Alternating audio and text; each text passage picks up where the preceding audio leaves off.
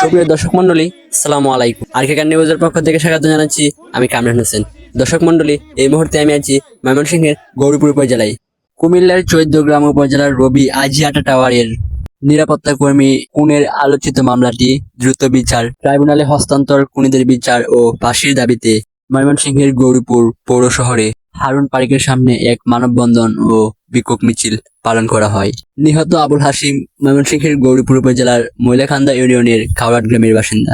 এটি পরিকল্পিত হত্যাকাণ্ডই বলে আমি জানি, কারণ যে টাওয়ারে উনি কর্মরত ছিলেন, কোটি কোটি টাকার মাল ছিল, একজন ব্যক্তি পাহারায় ছিলেন, তাকে নির্মমভাবে চোখ বেঁধে হাত পা বেঁধে হত্যা করা হয়েছে।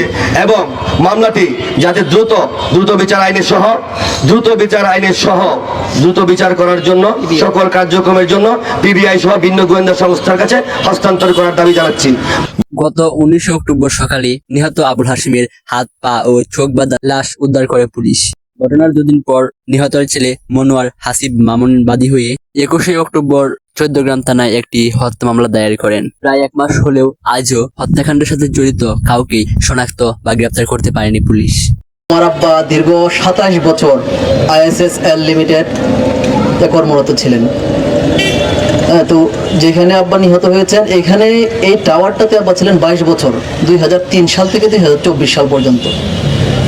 এবং অত্যন্ত আশ্চর্য বিষয়, আব্বা এত নির্মমভাবে নিহত হওয়ার পরেও এই দুইটা লিমিটেড কোম্পানির একটা পিয়ন পর্যন্ত এখন পর্যন্ত আমাদের সাথে কোনো ধরনের যোগাযোগ করে নাই এবং আমাদের পরিবারকে একটা সান্ত্বনা পর্যন্ত দেয় নাই। আব্বা যেদিন রাত্রে নিহত হয় একা ছিলেন। আপনারা জানেন 5ই আগস্টের পরবর্তী দেশের যে আইন শৃঙ্খলা পরিস্থিতির অবনতি হয়, এখানে আব্বাকে একা রাখাটা আমার তো মনে হচ্ছে এখন ISSL এবং রবি পরিকল্পিতভাবে আব্বাকে হত্যাযোগ্য করেছে। এবং তাৎক্ষণিক রবির যে আমি এলাকাবাসীর সাথে কথা বলে জানতে পারলাম, রবির এখানে যে মূল্যবান সম্পদ ছিল প্রায় 1.5 কোটি টাকা সম্পদ চুরি হয়েছে। আজকে আমার আব্বা যদি জীবন না দিত, বেঁচে থাকতো, তাহলে কি ওনার বিরুদ্ধে একটা চুরির মামলা হতো, অথবা ওনাকে জেল কাটতে হতো, অথবা এই সম্পদ ভরে দিতে হতো। অথচ আব্বা এই সম্পদ রক্ষা করতে গিয়ে তার জীবন দিলেন, কিন্তু আমরা এর সুষ্ঠু বিচার এখন আমরা পাইনি। সন্তান হিসাবে এই দুঃখ আমার একটু বলার মতো জায়গা কোথাও নাই।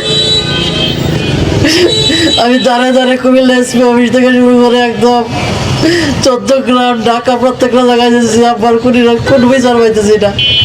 অথচ এখানে বিগত 1 বছর যাবৎ যারা কর্মরত প্রত্যেকটা টেকনিশিয়ান, ইঞ্জিনিয়ার পরিকল্পিতভাবে আব্বাকে হত্যা করছে এবং এত নিঃসঙ্গভাবে হত্যা করছে যেটা কল্পনার বাহির, আপনারা চিন্তা করতে পারবেন না। একটা লোকের চোখ বেঁধে কখন হত্যা করে, যখন লোকগুলো পরিচিত হয়। যারা মারছে এরা সবাই আবার পরিচিত ছিল।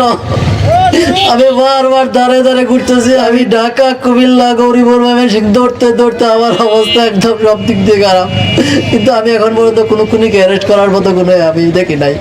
11 নভেম্বর সোমবার বিকেলে মানববন্ধনে নিহতর পরিবার, স্থানীয় গণ্যমান্য ব্যক্তিবর্গ, সর্বস্তরের জনগণ ও SSC বেস শিক্ষার্থীদের ব্যানারে এই কর্মসূচি পালন করা হয়।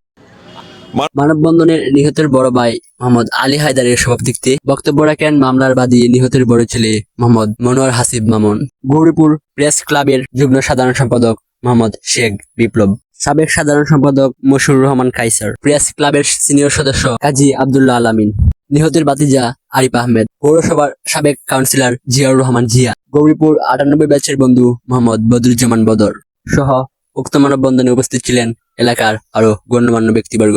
সেই নিহত আবুল হাশিমের ছেলে কান্না জড়িত কণ্ঠে তার মুখের ভাষায় হারিয়ে ফেলেছে। নিহত পিতার বিচার পায়নি। দেশ আজকে স্বাধীন হয়েছে, কিন্তু আজকে সেই প্রায় 2 সপ্তাহ হয়ে গেল, এখনো হত্যাকাণ্ডের কোনো ক্লু খুঁজে বের করতে পারেনি। কামরান হোসেন, আরকেকার নিউজ, গৌরীপুর, ময়মনসিংহ।